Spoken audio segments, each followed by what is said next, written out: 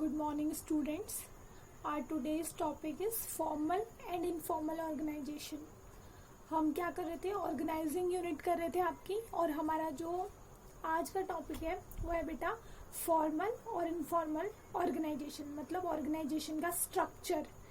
एक ऑर्गेनाइजेशन का स्ट्रक्चर का मतलब समझते हो ना तुम? रिलेशन जो होते हैं कुछ लोअर लेवल पे होते हैं, देन उनके ऊपर अपर मिडल लेवल आता है, देन उनके ऊपर अपर लेवल आता है, तो रिलेशनशिप्स डिफाइन होते हैं। और हमने ऑर्गेनाइजिंग में पढ़ा ये है कि पोस्ट जनरेट होती है। देखो बेटा, फॉर्मल चीजें वो होती हैं, फॉर्मल तुम्हें मैंने पहले भी बता रखा है, जो क्या होती है ऑफिशियल चीजें होती हैं, ऑफिशियल उसे हम कहते हैं फॉर्मल।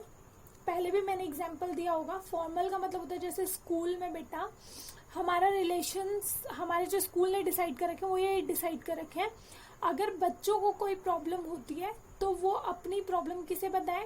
मॉनिटर को बताएं। मॉनिटर वो प्रॉब्लम सॉल्व कर सकता है तो वो करेगा, अगर वो नहीं कर सकता है तो वो किसको बताएगा? वो आपके टीचर को बताएगा। उसके बाद टीचर अगर वो प्रॉब्लम सॉल्व कर सकता है अपने बिहाफ पे तो वो सॉल्व करेगा, अदरवाइज वो प्रॉब्लम किसको बताएगा? कोऑर्डिनेटर को बताएगा। देन कोऑर्डिनेटर सॉल्व करेगा, अगर नहीं कर सकता तो वो प्रिंसिपल मैम को बताएगा। तो ये क्या है? एक फॉर्मल स्ट्रक्चर है रिलेशनशिप्स का, कि कौन सुपीरियर है, कौन सबॉर्डिनेट है, कौन किसको प्रॉब्लम्स बताएगा, कौन किससे बात करेगा, ये तो है बेटा फॉर्मल। तो ये तो क्या होता है? डिसाइड किया जाता है, जिसको पहले से ही क्या होता है, जो पहले से जिसको हम डिसाइड करके रखते हैं, और जो डेफिनेट रिलेशनशिप्स होते हैं हमारे, ये तो होते हैं फॉर्मल। इनफॉर्मल होता है बेटा जिनको हम डिफाइन नहीं करते, जिनको हम बताते नहीं है, जो डेफिनेट नहीं है बट अपने आप ही क्या हो जाते हैं, अपने आप ही जनरेट हो जाते हैं। लाइक इनफॉर्मल है, कोई भी किसी से बात कर लेगा। मान लो किसी बच्चे को प्रॉब्लम हुई, वो सीधा प्रिंसिपल मैम के पास चले जाए, ये क्या था? इनफॉर्मली। फॉर्मली हमने डिसाइड कर रखा है। या फिर फॉर्मल होती है बातें करना, अपने काम से रिलेटेड मैं बात डिस्कस कर रही हूँ, अगर मैं कोई पर्सनल बात शेयर करती हूँ कोऑर्डिनेटर के साथ या फिर प्रिंसिपल मैम के साथ, तो वो क्या है? इनफॉर्मल स्ट्रक्चर होता है। ठीक है बेटा, तो आपके पास फॉर्मल ऑर्गेनाइजेशन हम पहले पढ़ेंगे आज। फॉर्मल ऑर्गेनाइजेशन क्या होती है? Formal organisation refers to the organisation structure which is designed by the management to accomplish a particular task. ऐसा ऑर्गेनाइजेशनल स्ट्रक्चर जिसको मैनेजमेंट डिसाइड करती है, जिसे कंपनी की मैनेजमेंट डिसाइड करती है एक पर्टिकुलर टास्क को कंप्लीट करने के लिए, that is formal organisation. Formal organisation में एक ऐसी ऑर्गेनाइजेशन होती है जिसमें responsibility, authority, relationships among employees, जो भी काम कर रहे हैं साथ में, उनके रिश्ते क्या होते हैं? क्लियरली डिफाइन होते हैं कि कौन किससे बात करेगा, किसको किसको रिपोर्ट करना है, कौन किसको कमांड करेगा, ये उसमें पहले से डिसाइडेड होता है। ये आपकी क्या होती है? फॉर्मल ऑर्गेनाइजेशन होती है। अब हम इसके फीचर्स पढ़ेंगे। मेन फीचर पहला है, it has defined inter relationship. Defined जो बताए हुए हैं ऑलरेडी, तुम्हें बता रखा है। तो इसमें क्या होता है? क्लैरिटी होती है कि तुम्हारे म्यूचुअल रिलेशनशिप्स क्या है। इंटर रिलेशनशिप मतलब एक एम्प्लॉय का दूसरे एम्प्लॉय के साथ क्या रिलेशन है, ये इसमें पहले से ही क्या होता है? डिसाइडेड होता है। किसमें? फॉर्मल ऑर्गेनाइजेशन में। हर एक बंदे को पता होता है कि उसकी अथॉरिटी क्या है, उसकी रिस्पॉन्सिबिलिटीज क्या है, और उसको किसको रिपोर्ट करना है। ये सारी बातें फॉर्मल ऑर्गेनाइजेशन में पहले से ही बताई जाती हैं। देन आपके पास है सेकंड, इसका जो सेकंड कैरेक्टरिस्टिक्स है, इसका सेकंड कैरेक्टरिस्टिक्स है, it is based on rules and procedure. जो आपका फॉर्मल ऑर्गेनाइजेशन है बेटा, ये रूल्स और प्रोसीजर्स पे क्या होता है? बेस्ड होता है। इसमें रूल्स डिसाइड होते हैं। लाइक अगर मैं बात करूं,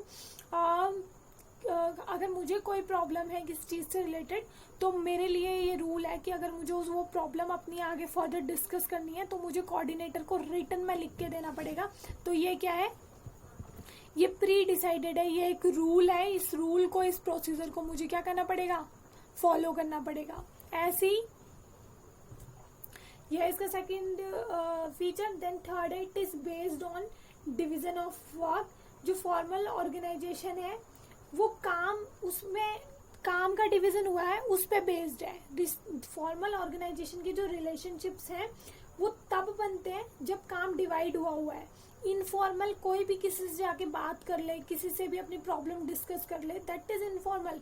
फॉर्मल बेटा मुझे कोऑर्डिनेटर से बात करने की जरूरत तब पड़ रही है क्योंकि मुझे बताया गया है कि मुझे अपनी प्रॉब्लम कोऑर्डिनेटर से ही डिस्कस करनी है।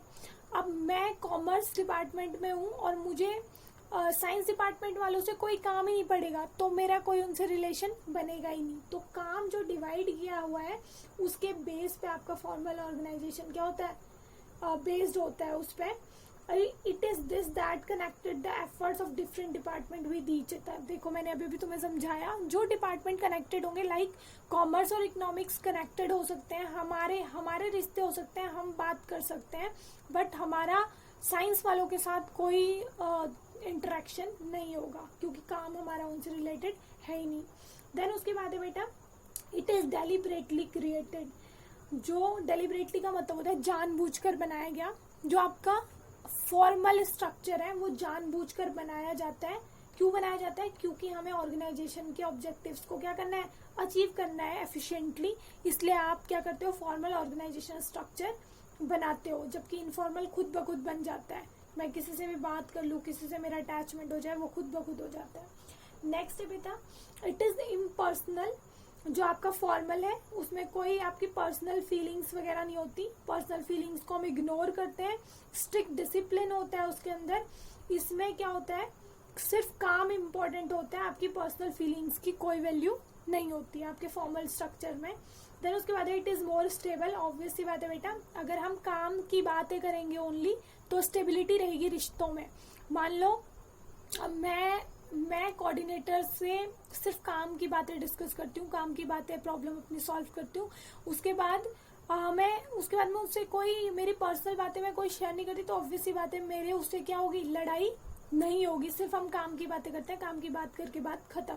बट अगर मैं कोऑर्डिनेटर से अपनी पर्सनल बातें शेयर करने लग जाऊं, अपनी फैमिली की, अपने फ्रेंड्स की बातें शेयर करने लग जाऊं, तो हम क्या करेंगे, थोड़ी वो भी शेयर करेगी, थोड़ी मैं भी शेयर करूंगी।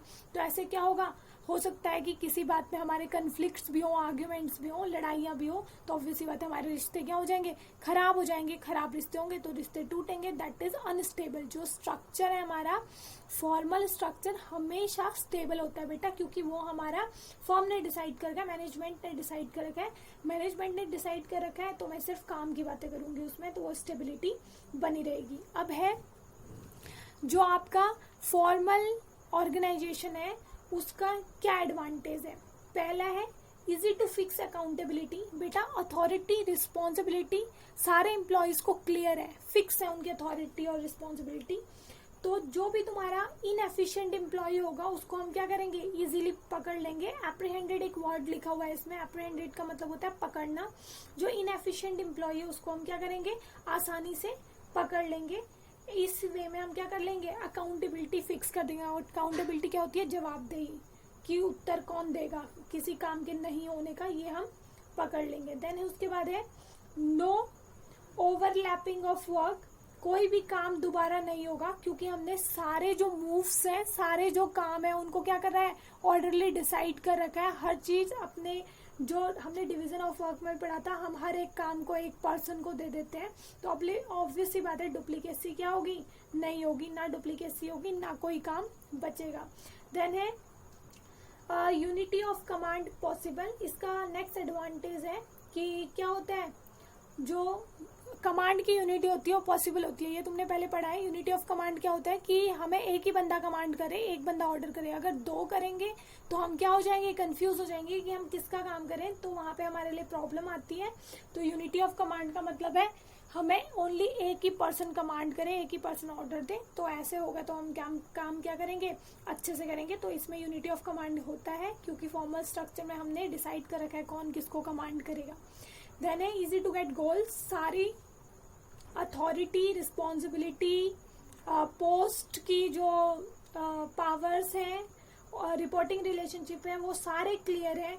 तो आपका ऑप्टिमम यूज होता है रिसोर्सेज का ऑप्टिमम यूज होगा, तो आपके गोल्स क्या होंगे, इजीली अचीव होंगे। देन है स्टेबिलिटी इन ऑर्गेनाइजेशन। बेटा 6th पॉइंट हमने कैरेक्टरिस्टिक्स में पढ़ा था, it is more stable. Stability होनी चाहिए। तो ऑब्वियस सी बात है, अगर हम सिर्फ अपने काम से रिलेटेड बातें करेंगे ऑर्गेनाइजेशन के अंदर रूल्स को फॉलो करेंगे, डिसिप्लिन में रहेंगे और अपनी जितनी हमारी अथॉरिटी है उसके डोमेन में रहेंगे। डोमेन होता है कार्य क्षेत्र, जो मेरा कार्य का एरिया लिमिट है। अगर मैं अपनी लिमिट्स में रहूंगी, सीमित लिमिट में रहूंगी, तो ऑब्वियस सी बात है क्या होंगे, मेरे अच्छे रिलेशनशिप्स होंगे मेरे सुपीरियर से भी, सबॉर्डिनेट से भी, और उससे क्या होगा, स्टेबिलिटी बनी रहेगी। देन उसके बाद है इसके लिमिटेशंस क्या होते हैं फॉर्मल ऑर्गेनाइजेशन के। बेटा पहला है डिले इन वर्क, क्योंकि हम रूल से बंधे हुए होते हैं। मैंने अभी बात की थी कि मुझे कोई प्रॉब्लम है, एज टीचर मुझे कोई प्रॉब्लम है और मुझे कोऑर्डिनेटर को बताने के लिए रिटर्न में लिखना पड़ता है। तो रिटर्न में लेटर लिखना, प्रोसीजर को फॉलो करना, उससे क्या होगा, काम में लेट होगा। इससे बढ़िया अगर मुझे बाय वर्ड ऑफ माउथ में बता देती डायरेक्टली, तो वो क्या होता, जल्दी प्रॉब्लम सॉल्व हो जाती। देन उसके बाद है बेटा लैक ऑफ इनिशिएटिव। इनिशिएटिव होती है पहल करना, आगे आना किसी काम के लिए। एम्प्लॉयज को वही करना होता है जो उनको कहा गया है, तो वो सिर्फ क्या करते हैं, अपना दिमाग यूज करने की कोशिश नहीं करते, क्योंकि उनको जो कहा जा रहा है उनको वही करना है। तो वो इंडिपेंडेंटली फ्रीली सोच नहीं पाते, जिससे उनकी पहल क्षमता क्या होती है, खत्म होती है। इनिशिएटिव को वो खत्म करता है। देन उसके बाद है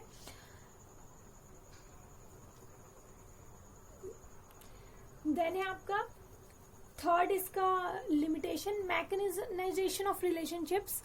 मशीनीकरण कर देना, मशीन बना देना रिश्तों को क्या कर रहे हैं हमने पहले से डिसाइड कर रखा है किसका किसके साथ क्या रिलेशन है, वो खुद आपस में बात नहीं कर सकते। तो इससे क्या होता है, हम एक दूसरे के सेंटिमेंट्स आपस में समझ नहीं पाते। सेंटिमेंट्स, किसी कोई ज्यादा बात नहीं कर सकता दूसरे के, हो सकता है किसी के पास ज्यादा नॉलेज हो, एक्सपीरियंस हो काम का, वो तुम्हें कुछ एक अच्छा आइडिया दे दे। तो ये चीजें हम क्या कर सकते हैं, यूज नहीं कर पाते यहाँ पे। तो ये इसका क्या है, लिमिटेशन है। देन है बेटा आपका इनफॉर्मल ऑर्गेनाइजेशन। इनफॉर्मल ऑर्गेनाइजेशन होती है बेटा natural grouping of people in the work situation to meet personal needs. देखो बेटा प्रोफेशनल नीड्स होगी जो हमें कहा गया है वो करना, कुछ पर्सनल नीड्स भी होती है बेटा। ह्यूमन बीइंग है, ह्यूमन बीइंग के सेंटिमेंट्स होते हैं, ह्यूमन बीइंग की फीलिंग्स होती हैं। तो अपने आप ही अगर मैं किसी से थोड़े दिन कुछ बात करने लग जाऊं तो मेरा अटैचमेंट हो जाता है उसके साथ, होता है हमारे साथ ऐसा। तो ऑब्वियस सी बात है, अगर हमारे अटैचमेंट होगा तो हम क्या करेंगे, बात करना शुरू कर देंगे। ये कैसे होता है इनफॉर्मल ऑर्गेनाइजेशन, इसको जानबूझकर सोच समझ के नहीं बनाया जाता बेटा, ये खुद ही आ जाता है। खुद कैसे हो जाती है ग्रुपिंग, कॉमन इंटरेस्ट हो। मैं भी किसी इंटरेस्ट की बात करें, मान लो मैं कॉमर्स ब्रांच की हूँ और एक अदर टीचर है वो भी कॉमर्स ब्रांच के है, तो हम दो कॉमर्स के हैं, तो हमारा क्या रहेगा, ज्यादा बातचीत रहेगी। और हमारे स्टूडेंट्स भी सेम है जिनको हमने टीच करना है, तो हमारी ज्यादा बातचीत रहेगी। इस वजह से क्या होंगे, इस वजह से हम क्या बन जाए, फ्रेंड्स बन जाए। हो सकता है फ्रेंडली रिलेशनशिप हो जाए हमारे में, या फिर हमारा रिलीजन सेम हो, समुदाय सेम हो, या हमारे टेस्ट सेम हो, उसकी वजह से क्या होगा, हमारी ग्रुपिंग हो सकती है। Like you can take the example of me and Sarita ma'am. हम दोनों क्या है, हम दोनों एक ही, हमारे स्टूडेंट सेम है, हमारी ब्रांच कॉमर्स है, तो हम क्या बन गए, फ्रेंड्स बन गए। अब ये कह रहे हैं the chief quality of this organisation lies in friendly relation and cooperative nature. बेटा इसकी जो चीफ क्वालिटी है इनफॉर्मल ऑर्गेनाइजेशन की, वो क्या है, कोऑपरेटिव नेचर और फ्रेंडली रिलेशनशिप्स। क्यों, अगर कोई मुझे कहे कि मेरा ये काम कर दे, अगर मेरे कोई वर्किंग प्लेस पे अगर मुझे कहे कि मेरा ये काम कर दे, शायद मैं उसे मना कर दूं, बट अगर वो मेरा फ्रेंड हो तो मैं क्या करूंगी, मैं कोऑपरेट करूंगी और उसका वो काम कर दूंगी। अब इसमें क्या होता है, in this organization an individual doesn't help another individual in his activities simply because he is responsible for it, but because of it is personal liking। ये कह रहा है कि क्या होता है इसमें, हम जो इस ऑर्गेनाइजेशन में एक पर्सन दूसरे पर्सन को इसलिए हेल्प करता है क्योंकि क्या है, वो उसकी अपनी खुद की पर्सनल पसंद है कि हाँ ये तो मेरा फ्रेंड है, मुझे कोऑपरेट करना चाहिए, मुझे बात करनी चाहिए। तो ये तुम्हें समझ में आ गया होगा इनफॉर्मल ऑर्गेनाइजेशन क्या होती है। इनफॉर्मल ऑर्गेनाइजेशन में कोई भी अपनी पर्सनल प्रॉब्लम किसी से भी पूछ सकता है विदाउट एक स्केलर चेन को फॉलो करते हुए। फॉर्मल ऑर्गेनाइजेशन में बेटा एक स्केलर चेन होती है, डिसाइड होता है ये टॉप लेवल है, मिडिल लेवल है, लोअर लेवल है। लोअर लेवल को टॉप लेवल से बात नहीं करनी, मिडिल लेवल से उसको परमिशन लेनी है या उसको प्रॉब्लम्स बतानी है अपनी। तो ये सारी चीजें होती हैं। जबकि इनफॉर्मल ऑर्गेनाइजेशन में कोई भी लोअर लेवल का बंदा हो सकता है किसी अपर लेवल का फ्रेंड बन जाए, तो वो आराम से अपनी पर्सनल प्रॉब्लम उसके साथ क्या कर सकता है, डिस्कस कर सकता है। ठीक है, तो ये है आपका इनफॉर्मल ऑर्गेनाइजेशन। देन उसके बाद है आपका इसके मेन फीचर्स क्या होता है। फीचर्स क्या है बेस्ड ऑन फॉर्मल ऑर्गेनाइजेशन। बेटा सबसे बड़ा इसका फीचर्स है, ये किस पे बेस्ड है, पहला है इसका पॉइंट, ये फॉर्मल ऑर्गेनाइजेशन पे बेस्ड है। फॉर्मल पे कैसे बेस्ड है बेटा, देखो जब तक फॉर्मल रिलेशन नहीं बनाएगा एक ऑर्गेनाइजेशन, मान लो मैं हूं, मेरे कोऑर्डिनेटर मैम के साथ, कोऑर्डिनेटर मैम मेरी फ्रेंड है, वो फ्रेंड तब बनेंगी जब पहले मेरा उनसे इंटरेक्शन होगा। और इंटरेक्शन कौन कराएगा, स्कूल। स्कूल ने हमारे लिए रूल बना रखा था कि मुझे कोई भी प्रॉब्लम हो तो मैं कोऑर्डिनेटर को बताऊं। तो जब मैंने कोऑर्डिनेटर को बताया तो वो मेरी क्या बन गई, फ्रेंड बन गई। ऐसे हम बात करते रहे तो हम क्या बन गए, फ्रेंड बन गए। तो ऑब्वियसली बात है इनफॉर्मल ऑर्गेनाइजेशन किस पे बेस्ड है, फॉर्मल ऑर्गेनाइजेशन पे बेस्ड है। Then it has no written rules and procedure. बेटा तुम्हारे जो इनफॉर्मल ऑर्गेनाइजेशन है उसमें कोई भी तुम्हारे पास कोई रूल्स या कोई भी प्रोसीजर नहीं है जैसे फॉर्मल ऑर्गेनाइजेशन में होते थे। फॉर्मल ऑर्गेनाइजेशन में स्ट्रिक्ट रूल और आपके प्रोसीजर्स फॉलो होते थे। यहाँ आपके पास कोई रूल्स नहीं है, कोई प्रोसीजर नहीं है। कोई भी अपनी पर्सनल प्रॉब्लम किसी से भी साथ, पर्सनल हो प्रोफेशनल हो, किसी से भी साथ शेयर कर सकता है, उससे सॉल्यूशन ले सकता है इनफॉर्मल रिलेशनशिप्स में। देन उसके बाद है independent channel of communication. Communication का इंडिपेंडेंट चैनल है, कोई तुम्हारे पास ऐसे बर्डन नहीं है, प्रेशर नहीं है कि आपको इससे बात नहीं करनी या उससे बात नहीं करनी। अगर कोई भी लोअर लेवल का पर्सन किसी टॉप लेवल वाले का फ्रेंड है तो उससे आराम से बात कर सकता है। तो फ्लो ऑफ कम्युनिकेशन क्या है, बिल्कुल फ्रीली है, कोई स्पेसिफिक नहीं है। Then it is not deliberately created. Deliberately बेटा जानबूझकर सोच समझ कर होता है, तो ये सोच समझ कर नहीं होता। हम किसी के साथ अटैच बिना सोचे समझे होते हैं, बार बार उससे बात करेंगे, अपनी प्रॉब्लम्स को शेयर करेंगे तो हमारे म्यूचुअल रिलेशनशिप्स अपने आप बन जाते हैं। या फिर रिलीजन, टेस्ट वगैरह सेम हो तो इसका आप एग्जांपल ले सकते हो मेरा और कोऑर्डिनेटर मैम का। तो हम क्या है, हमारा सेम रिलीजन है इसलिए हम फ्रेंड्स बन गए। देन है it has no place on organisation chart. आपके जो ऑर्गेनाइजेशन का चार्ट होता है उसमें इसकी कोई जगह नहीं होती। मैं किसी और टीचर के साथ फ्रेंड हूँ, इसका ऑर्गेनाइजेशन स्कूल के टाइम टेबल में, स्कूल के किसी भी रूल्स प्रोसीजर में कहीं कोई आपको मिलेगा नहीं इसका जिक्र, क्योंकि इसके लिए कोई जगह नहीं होती किसी भी फॉर्मल ऑर्गेनाइजेशन के चार्ट में। देन उसके बाद है इट इज पर्सनल। ये पर्सनल होता है बेटा, पहले ही बता चुकी हूँ मैं तुम्हें। हम अपनी फीलिंग्स की वजह से, हमारे फीलिंग्स, टेस्ट, इंटरेस्ट की वजह से हम अटैच हुए हैं, तो ये क्या है, पर्सनल है, ये फॉर्मल नहीं है। देन लास्ट है 7th, इट लैक्स स्टेबिलिटी। ये बेटा याद रखना, स्टेबिलिटी की कमी होती है, वो इसलिए होती है जब भी हम क्या होता है, अगर हम जरूरत से ज्यादा बात करें किसी से तो आर्ग्यूमेंट भी होंगे, कन्फ्लिक्ट्स भी होंगी, लड़ाइयाँ भी होंगी।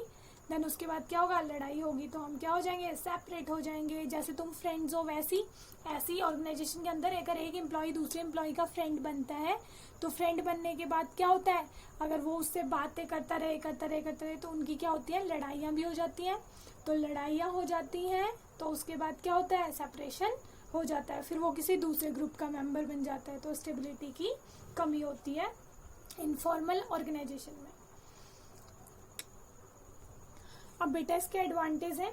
एडवांटेज में पहला पॉइंट है बेटा इफेक्टिव कम्युनिकेशन। कम्युनिकेशन इफेक्टिव होता है, इफेक्टिव मतलब क्विक मैसेज कन्वे करते हैं हम, प्रोसीजर्स नहीं होते, रूल्स नहीं होते, हम क्विकली अपनी बात एक दूसरे को कह सकते हैं। तो कम्युनिकेशन क्या होता है, इफेक्टिव होता है। देन है फुलफिल सोशल नीड्स। बेटा सोशल नीड्स होती है किसी का साथ, सपोर्ट, अपनी पर्सनल प्रॉब्लम को शेयर करने के लिए उसका साथ लेना। हमें ज़रूरत होती है जब हम डिप्रेस्ड होते हैं, तो आपका इनफॉर्मल ऑर्गेनाइजेशन उसमें आपकी हेल्प करता है। देन है फुलफिल्स ऑर्गेनाइजेशन ऑब्जेक्टिव्स। आपके अगर देखो कम्युनिकेशन क्विक रहेगा और हमारे पास कोई भी रूल्स नहीं है, हम किसी को भी अपना आइडिया शेयर कर सकते हैं, किसी की हेल्प कर सकते हैं। अगर मुझे लगता है मुझे ज़्यादा अच्छे से किसी प्रॉब्लम का सोल्यूशन पता है, मैं जाके अपने सुपीरियर को डायरेक्टली बता सकती हूँ, मुझे कोई हेजिटेशन नहीं होगी, डर नहीं होगी। तो ऑब्वियसली बात है ऑर्गेनाइजेशन के जो ऑब्जेक्टिव्स हैं वो क्या होंगे, ईजिली अचीव होंगे। देन है बेटा इसके लिमिटेशंस। लिमिटेशन से पहला इसका इट क्रिएट्स रूमर्स। अगर हम ऑब्वियसली बात है ग्रुपिंग करेंगे, बातें हम एक ग्रुप बना के एक दूसरे की चुगलियां कर रहे हैं, तो ऑब्वियसली बात है उससे क्या होंगे, रूमर्स क्रिएट होंगे एक दूसरे के बारे में। देन उसके बाद है इट रेजिस्ट चेंजेस। ये क्या करता है, ऑर्गेनाइजेशन की जो ऑर्गेनाइजेशन में अगर कोई चेंजेस आ रहे हैं तो उनको रेजिस्ट करता है, क्योंकि हम इकट्ठे हो गए, हमने ग्रुप बना लिया है। ग्रुप अगर बन गया है तो ऑब्वियसली बात है हम क्या करेंगे, मिलके चेंजेस को रेजिस्ट करेंगे। नेक्स्ट है pressure of group norms. Group के जो कुछ रूल्स होते हैं, कुछ नॉर्म्स होते हैं, उनको फॉलो करने का प्रेशर हो जाता है। हम एक ग्रुप में हैं, अब मान लो उस ग्रुप में ने डिसाइड किया है कि हम क्या करेंगे, हम अपने सुपीरियर को क्या करेंगे, सुपीरियर को अपोज करेंगे। सुपीरियर हमें कुछ करने के लिए कह रहा है, जैसे सेकंड पॉइंट में हमने बोला था कि मान लो कुछ नई टेक्नोलॉजी लेना चाहता है, बट पूरे ग्रुप ने डिसाइड किया है कि मैं एक इनफॉर्मल ग्रुप की मेंबर हूँ, और उस पूरे ग्रुप ने डिसाइड किया कि हम अपने सुपीरियर को अपोज करेंगे, उसका विरोध करेंगे, तो मुझे उसमें उनका साथ देना पड़ेगा, क्योंकि मैं ग्रुप की क्या हूँ, मेंबर हूँ। तो इससे क्या होता है, प्रोडक्टिविटी अफेक्ट होती है। तो ये इसका क्या है, डिसएडवांटेज है। आपका जो सेकंड थर्ड डिसएडवांटेज है वो सेम है, लिमिटेशंस। तो बेटा ये थी फॉर्मल और इनफॉर्मल ऑर्गेनाइजेशन। आई होप आपको समझ में आ गई होगी। अगर कोई डाउट हो तो आप पूछ लेना। Thank you.